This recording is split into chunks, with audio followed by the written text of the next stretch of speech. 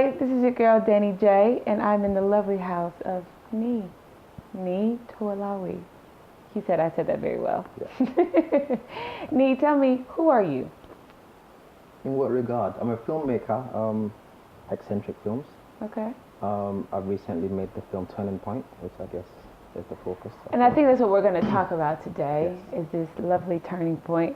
I've heard a lot about it, and I'm really excited, like really excited, because there's a lot of my people there, as in Yeah. Americans. Yeah. Can you give me just a snippet? Because I don't want you to ruin it, but a snippet of what this movie is about. It's a film that crosses the international boundaries in the sense that it focuses mostly on a Nigerian American banker dude dating this African American girl played by Katie Burr, and the guy's a playboy, but his girlfriend, she's quite keen to actually get married. Right. And her family, played by Anna Hudson and Cinda Williams, initially they're not too sure of the African, but he's really successful at work, he's a charmer, so they warms up to him.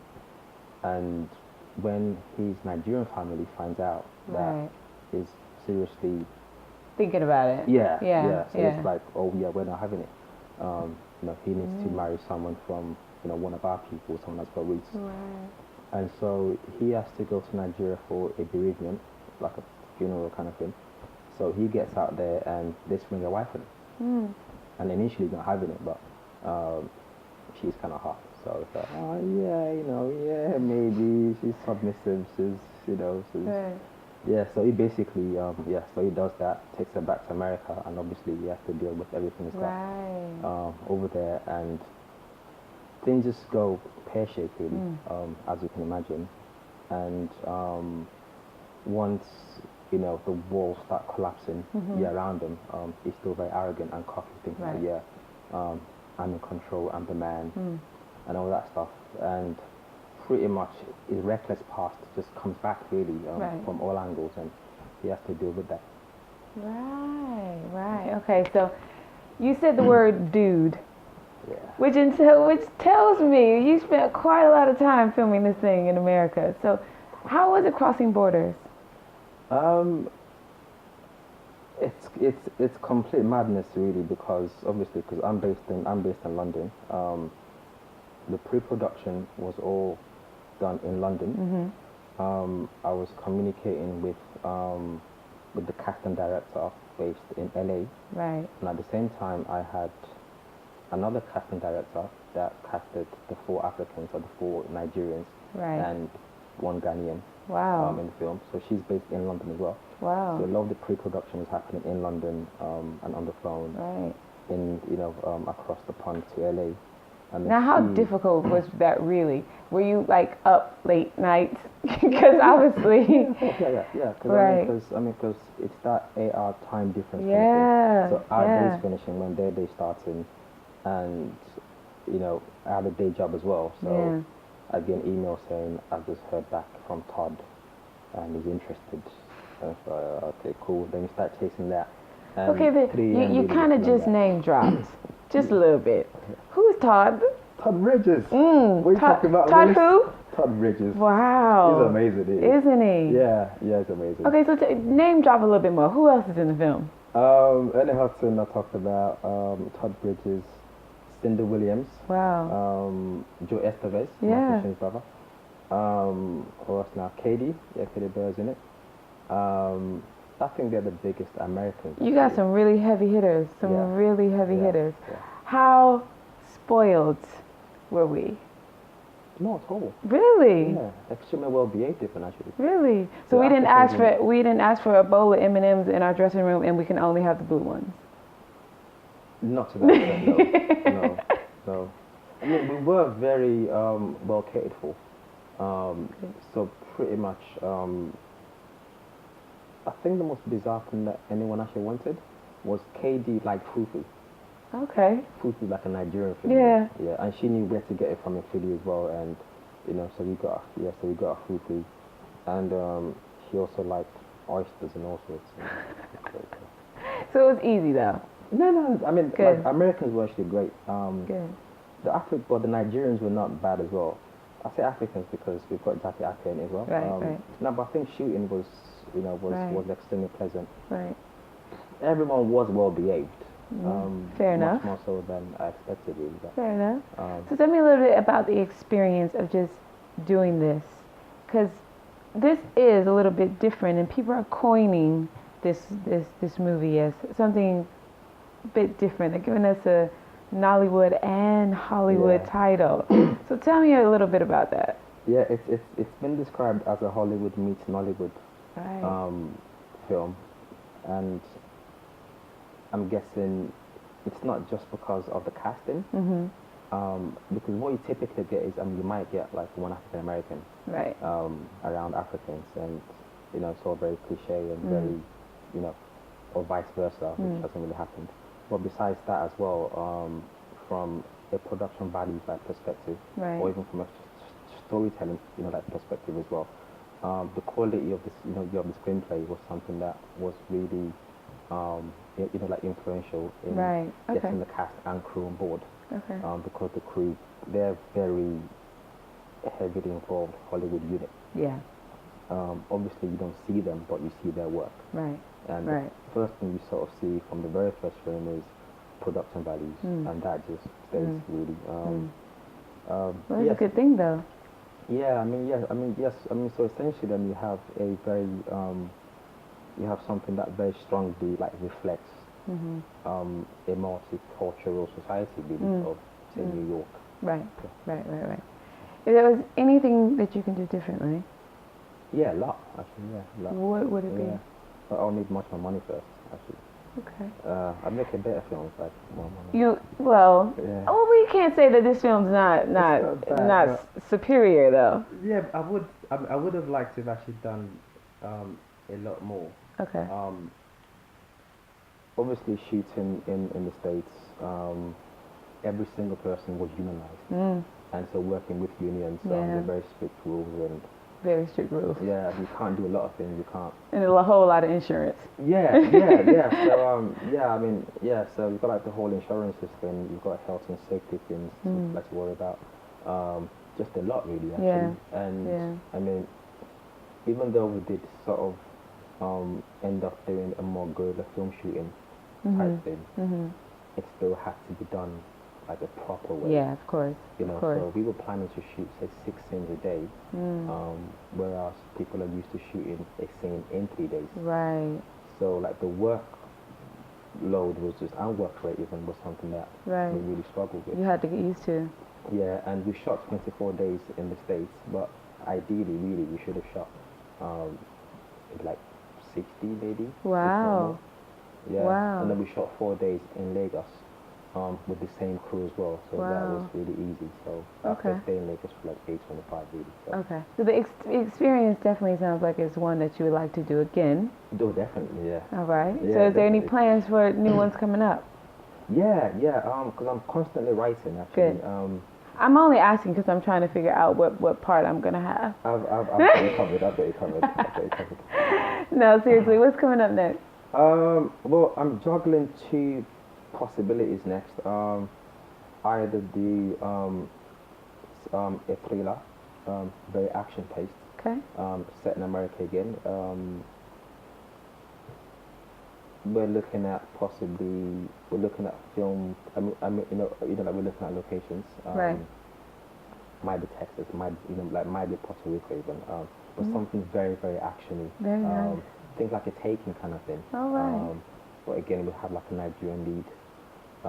Also very multicultural kind of thing. I'm really loving that about this film, how multicultural it is and how diverse it is, and it really does sound like it's pushing the boundaries of a lot of cultures and stereotypes as well. Well, yeah, definitely, yeah, of course. I mean, because like touching on the stereotype thing, I mean, it's a melting pot of different ethnicities, but all black people. Right. So you've got the quintessential African American, without the cliches, obviously. So you've got like proper African Americans, And then you've got Africans that were born and raised in the US and Africans that had emigrated. Right. They're like over different times. Right. And unlike the UK, whereby you could be just African or Caribbean or American in your case, America very much, you know, the communities are very much self-contained. Very much so. You know, so Very you kind much of so. have all those people now having to interact, and when the going is good, obviously, you know, people do get along quite well. Yeah. But when there's pressure, Yeah. you know, or resources, I think, kind of thing, Yeah. that's when that us versus them. It is like that, because obviously, even if I'm from Atlanta and somebody else, I meet somebody from New York, completely different. Yeah, Completely different. Yeah. You find that strange? It is strange, yes. And it's quite odd. Yeah, it's quite odd.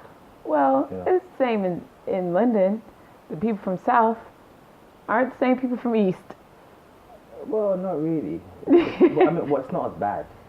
Okay, I mean, fair enough. Yeah, I mean, it's actually not as bad because when I've gone to the States, because I've got family in America, I've got this huge identity thing, like once I get there, because, you know, I would say I'm British, especially when I'm not in England. I just revert to being British. So I'm out there and, okay, but I'm hanging out with Nigerians and I'm hanging out with other Brits as well. Right, And right. I see, and Americans just look at me and I'm just alien.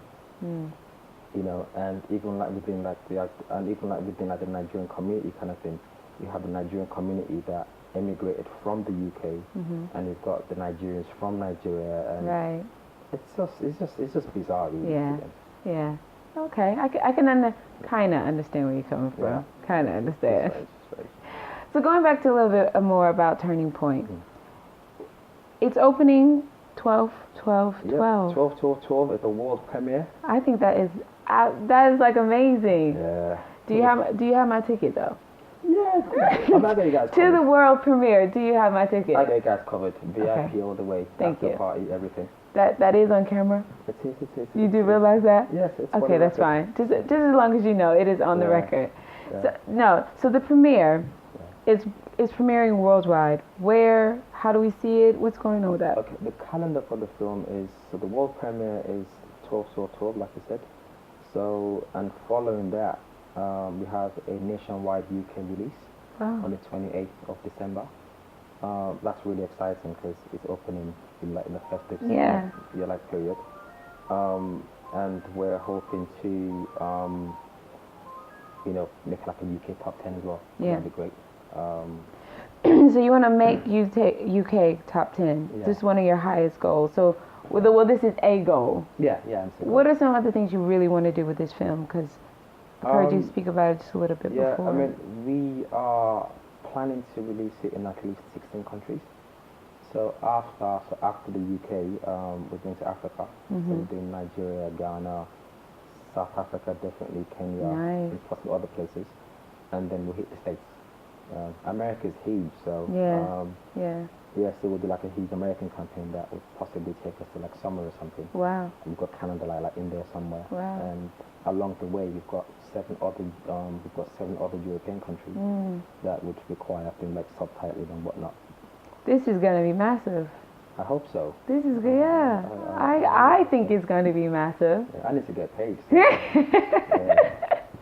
How did you get in filming to begin with, though? Long story, but not very dissimilar to other people. Right. I started out like producing music, and about 10 years ago, I wanted to shoot a music video. Okay. This was, I think, YouTube was just starting, Yeah. or like pre-YouTubeism. So I wanted to shoot a music video, and I started like storyboarding it myself. I grew up at drawing like comics books anyway. Okay. So I could do all the framing. Yeah. And, I know how to put things into boxes and that. Yeah. So I did the storyboarding, and I couldn't get anyone to shoot the video for a budget that wasn't wasn't astronomical. So I just thought, I just shoot it myself. Nice. So I did that, Nice. and so that kind of went everywhere really. Actually, it was more accepted as a short film as opposed to a booty shaking like music video. And I did a few more of those, and you know, eventually I thought, yeah, let's make a feature. Let's do it. Yeah, so I did a film called Twisted. Twisted was the first African film to have a UK release. Wow. First African film to have a UK release. That's amazing. Yeah, and it was like the first African film that did like a lot of things really actually. Nice. Which is all like the statistics now, but was the first non-Hollywood digital film in the UK as well. Wow. And I had a lot of support from the UK Film Council because when they heard about it, they just jumped in bandwagon really, and you know, so Very that nice. did like a lot of things, and I was pushing that for a couple of years, and then and I've been plotting ever since really. So. Good. I like the sound of that though. That sounds lovely. So anything else that you need to tell me? Yeah, 12. We've got tickets until for the premiere. You've got your free ticket, obviously. But, Thank you. It is on we'll get the record word now. out. Thank you very much. But get the word out. Get the word out. We're selling tickets for that, and then after the Where is premiere, it? Where's it going to be? Indigo 2. Wicked. Yeah. How hard was that to get? Quite hard, actually. Really? Yeah. It's not a cinema as well. Yeah. They had a film festival there in the summertime that was very, very successful. Yeah. And basically, eccentric films. Yeah. You like thinking outside the box. Eccentric films. Yeah. So we thought, let's do something different. Like the dome at the O2. Yeah. It's outdoor but indoors. Yeah. So we've got a lot of, like to play with in Right. terms of like red carpet and whatnot. It's gonna be warm. Good. There's no like weather issues. Good. And then. Because I'm already thinking about my outfit. Yeah. Yeah. I mean, obviously, yeah. So I mean, it's very, very different. Like the atmosphere is amazing. Good. So that should go like really well. And obviously after that, it's now the release. Good. It's a nationwide release as well, which is a very, very big deal. Yeah. And it's coming out just after Christmas. So. Yeah. Do you think that you might get into a sticky situation around the holiday period, or is that something that you guys have figured out how to overcome? Well, a lot of people do travel back. I mean, because we're looking largely at the Nigerian and Ghanaian communities. Okay. And a lot of people do travel back. Yeah. So hopefully, if you are traveling back, do come to the premiere at least, so you can actually watch the film. But there should be enough numbers. Yeah. Like to watch the film. So Good. yeah, so hopefully that's something. Well, I will be there. I will be watching opening weekend. 28th of December. 28th of December, as well as my premiere 12/12/12. Indeed. And I will be there in VIP.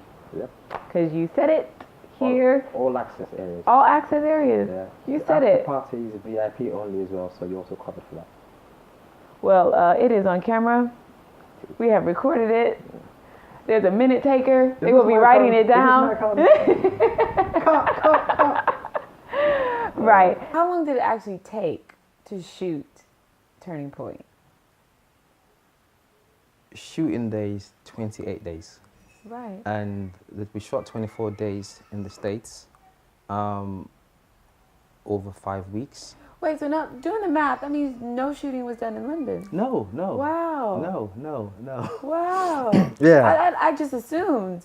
No. The only thing that happened in London was not even pre-production really. Myself and one of my producers were based in London. The makeup artist is from London. I had a costume designer that kind of doubled up as a production designer, so she's from London. Okay. And my initial selection of an AD is from London as well. Okay. So we had a team that was kind of conceptualizing the film to be shot in a state that nobody had ever been to. So it was quite manic. So literally we got to the States and landed like in the morning, and I was straight into meetings in that, and casting and confirming locations and location scouting, and we started shooting like pretty much straight away. Right. So from start to finish, from when you first conceptualized this idea to now, how long did it take? It's actually been quite quick because the idea to shoot in the States only came about last year's April. Oh, okay. And so once that was decided, there was now a case of sort of coming up with plot lines that could work Right. And so I had like a first draft written by maybe like July or something. And then we quickly moved into production because we wanted to capture the change of seasons. Right. So we started shooting in the States in October, ended in November. Then post started like pretty much like straight away. And then we went to Nigeria end of March. Okay. And I was there for 10 days, but we shot for 4 days out there with the full crew. Okay. So that was quite nice. And so now we're ready to see it. Yep, so now I'm here. So outside of the film, what did you do in between that time? Because kindly enough, in my right eye, I'm seeing a whole lot of music going on. Yeah. Is this a hobby? Yeah, pretty much. I mean, I do have, you know, like published like material as well. Really? Yeah, I was. That means you're gonna play something. No, sorry. I'm very sad now. I can hold something. All right, let me see, because these are very beautiful instruments, and I really want to see them. Okay. Show them off. Show them off. Okay. This is what I play now. This is a saxophone, alto. Okay. It's amazing. It sounds amazing. It's my primary instrument now. It looks amazing. Like, it looks absolute. This is gorgeous. Yeah. That is absolutely gorgeous. And they're blue. Yeah. Yeah, so the pearls. If you compare that to, this is a saxophone as well. That's a soprano. Wow. I managed to get at my other instruments actually, just for comparison. These are proper pearls actually. So this was very, very expensive. I can imagine. Yeah, so that would be plastic, say, but in a similar kind of style. And I mean, when you see that shiny, you know, that shininess, I mean, that's actually cheap. Yeah. Because, you know, it's lacquered. So, right. But that is unpolished bronze. That's unpolished bronze. This is amazing. Yeah. So how did you get into music? I've just always been gravitated towards instruments and music, really. You just sound like you're gravitated to anything creative, actually. Yeah, definitely, yeah. And that's why filmmaking is actually perfect, because literally any form of creative energy that you have can be employed in filmmaking. Right. You know, and how about this one here? Because that's a beauty as well. Yes, this is a guitar. A guitar. Yes. We call it a guitar. Yeah. This is it's an Epiphone, but it's a Gibson style. That looks massive. Yeah, it's a Gibson style. B.B. King has one just like this. It's a blues guitar. Wow. Semi-acoustic. So that means I get to hear something now. No.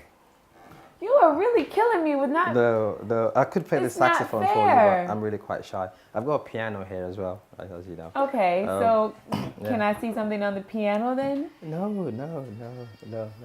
I could show you more instruments. I think I've got about 7 saxophones actually, which is quite. 7 saxophones. Yeah, but they're all different. Yeah, they're all different. Okay. But they don't. Well, they do sound different, but. Yeah, so that soprano, I've got a curved soprano in this shape. Yeah. Because essentially, if you take that, if you bend that, you get that. So I've got that, and I've got an old alto that is that kind of color, but sounds very, very different. That's a professional instrument, and it's brilliant. Wow. I might play you something actually. Well, I hope so. I keep begging.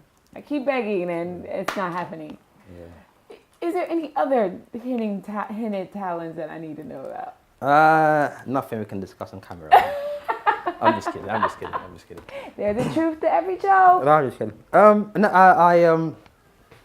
Like I said, I mean, filmmaking is something that employs anything you can think of, you know, from architecture and, you know, like tailoring and, you know, makeup and whatnot.